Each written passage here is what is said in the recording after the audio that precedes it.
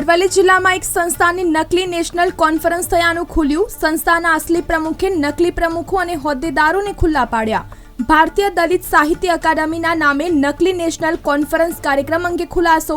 Modasa Ambedkar hall ખાતે ગત 10 મેના રોજ યોજાયેલા કાર્યક્રમ ફ્રોડ હોવાનો દાવો કરાયો છે। ભારતીય દલિત સાહિત્ય અકાદમીના ગુજરાત પ્રદેશ અધ્યક્ષે પ્રેસ પરિષદ યોજી કર્યો ખુલાસો।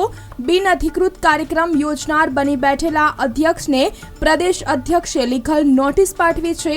પ્રદેશ અધ્યક્ષ જયવંતસિંહ જાડેજાએ મહેન્દ્રભાઈ પંડ્યાને નોર્થ ગુજરાતના હોદ્દા પરથી દૂર કર્યા।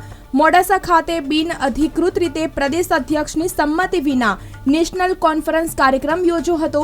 આ કાર્યક્રમમાં વિવિધ પ્રતિભાઓને એવોર્ડ આપી કર્યા હતા સન્માનિત।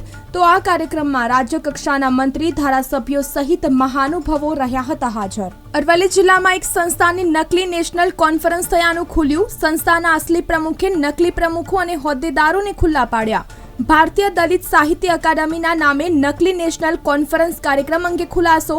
મોડાસા આંબેડકર હોલ ખાતે ગત 10 મેના રોજ યોજાયેલા કાર્યક્રમ ફ્રોડ હોવાનો દાવો કરાયો છે। ભારતીય દલિત સાહિત્ય અકાદમીના ગુજરાત પ્રદેશ અધ્યક્ષે પ્રેસ પરિષદ યોજી કર્યો ખુલાસો। બિન અધિકૃત કાર્યક્રમ યોજનાર બની બેઠેલા અધ્યક્ષને પ્રદેશ અધ્યક્ષે લીગલ નોટિસ પાઠવી છે। પ્રદેશ અધ્યક્ષ જયવંતસિંહ જાડેજાએ મહેન્દ્રભાઈ પંડ્યાને નોર્થ ગુજરાતના હોદ્દા પરથી દૂર કર્યા। મોડાસા ખાતે બિન અધિકૃત રીતે પ્રદેશ અધ્યક્ષની સંમતિ વિના નેશનલ કોન્ફરન્સ કાર્યક્રમ યોજ્યો હતો। આ કાર્યક્રમમાં વિવિધ પ્રતિભાઓને એવોર્ડ આપી કર્યા હતા સન્માનિત। તો આ કાર્યક્રમમાં રાજ્ય કક્ષાના મંત્રી ધારાસભ્યો સહિત મહાનુભાવો રહ્યા હતા હાજર। એ અમુક લેભાગુ તત્વો ભારતીય દલિત સાહિત્ય અકાદમીને અગાઉ પણ નુકસાન પહોંચાડી ચૂક્યા છે। એના અનુસંધાને આવા તત્વો ફરીથી 10 મે કાર્યક્રમનું આયોજન નેશનલ કોન્ફરન્સ એવું નામ આપીને અહીંયા મોડાસા મુકામે કરવામાં આવ્યું હતું, જેમાં ગુજરાતની કમિટી, ગુજરાતના પ્રદેશ અધ્યક્ષ, રાષ્ટ્રીય પ્રમુખે કોઈ પણ એમને પરમિશન આપવામાં આવેલી નથી।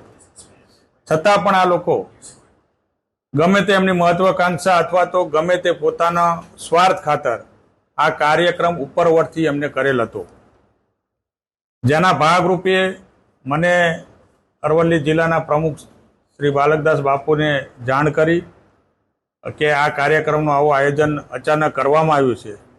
એટલે મેં અમારા રાષ્ટ્રીય પ્રમુખ ડૉક્ટર સોહનપાલ સોમનાક્ષરને જાણ કરી, તેમના ધ્યાને આવતા તેમને સ્પષ્ટ કહી દીધું કે આ કાર્યક્રમને આપણે કોઈ પણ પરમિશન આપવામાં આવેલ નથી અને આ કાર્યક્રમ એમને ખોટી રીતે, કોઈ પણ રીતે ખોટો હોદ્દાનો દુરુપયોગ, ફ્રોડ, વિશ્વાસઘાત કે ગમે તે આશયથી કરવામાં આવેલો છે। એના આશયથી એમને જાણી અને ભાઈ શ્રી મહેન્દ્ર પંડ્યાને તાત્કાલિક અસરથી સસ્પેન્ડ કર્યા છે। બાકીના 2 મહાનુભાવો કે જેઓ અગાઉ પણ સસ્પેન્ડ થઈ ચૂકેલા છે, એમની પાસે અત્યારે કોઈ નોમિનેશન લેટર નથી, તેનો પણ એમને પત્રિકામાં દુરુપયોગ કરેલો છે। પ્રમુખ તરીકે, ગુજરાત પ્રમુખ તરીકે મહેન્દ્રભાઈ પંડ્યાએ પોતે પણ હું ગુજરાત પ્રદેશ પ્રમુખ છું એવું ત્યાં દર્શાવ્યું છે। એટલે ખોટો હોદ્દાનો દુરુપયોગ કરી અને આ લોકો પોતાની મહત્વાકાંક્ષા માટે અને ક્યાંક ને ક્યાંક અકાદમીને નુકસાન પહોંચાડવા માટે આ